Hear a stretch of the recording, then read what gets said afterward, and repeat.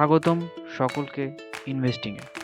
Share বাজারে সফল হতে হলে আবেগকে নিয়ন্ত্রণ করা অত্যন্ত গুরুত্বপূর্ণ।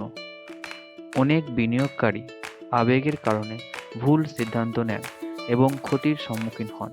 আজকের ভিডিওতে আমরা শিখব কিভাবে আবেগ নিয়ন্ত্রণ করে সঠিক বিনিয়োগ করা যায়। প্রথমত জেনে নেওয়া যাক আবেগীয় বিনিয়োগ কী এবং এর প্রভাব। আবেগীয় বিনিয়োগ বলতে বোঝায় এমন বিনিয়োগ যেখানে সিদ্ধান্ত নেওয়া হয় গুজব, ভয় বা লোভের ভিত্তিতে। এর প্রভাব কি হতে পারে? 1. অতিরিক্ত কেনা বা বিক্রি করা। 2. বড় ক্ষতির সম্মুখীন হওয়া। 3. বিনিয়োগের মূল লক্ষ্য থেকে বিচ্যুত হওয়া। এটি বিনিয়োগের সেরা শত্রু। মূল লক্ষ্য থেকে বিচ্যুত হওয়াটা এটা বিনিয়োগের একটা সেরা শত্রু, তাই এইসব করা যাবে না।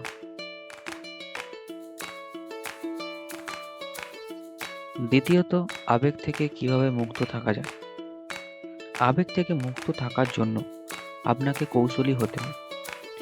কৌশলগুলি যেমন: 1. পরিকল্পনা তৈরি করুন। আপনার বিনিয়োগের জন্য একটি নির্দিষ্ট পরিকল্পনা তৈরি করুন এবং তা মেনে চলুন। 2.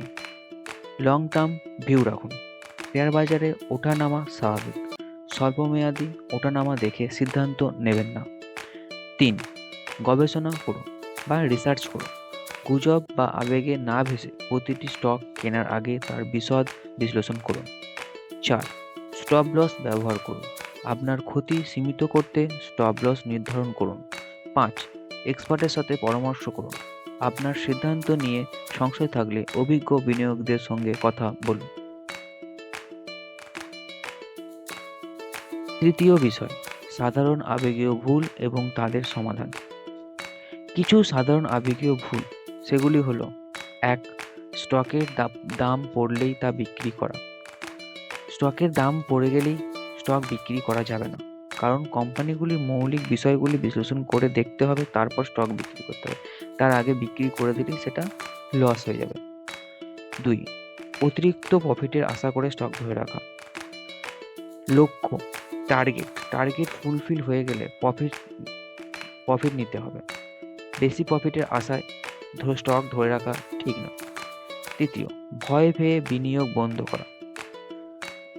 স্টক পড়ে যাচ্ছে সেটা ভেবে ভয় করে আপনি স্টকে বিনিয়োগ করবেন না, এটা ভুল।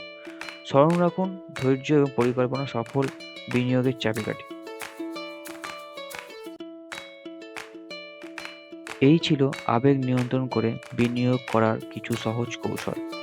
মনে রাখবেন, সঠিক জ্ঞান এবং নিয়ন্ত্রিত আবেগের মাধ্যমে আপনি শেয়ার বাজারে সফল হতে পারেন। ভিডিওটি ভালো লাগলে লাইক দিন, চ্যানেলটি সাবস্ক্রাইব করুন এবং নোটিফিকেশন বেল চাপুন যেন পরবর্তী ভিডিও মিস না করেন। আপনার মতামত বা প্রশ্ন থাকলে নিচে কমেন্ট করুন। ধন্যবাদ এবং শুভ বিনিয়োগ।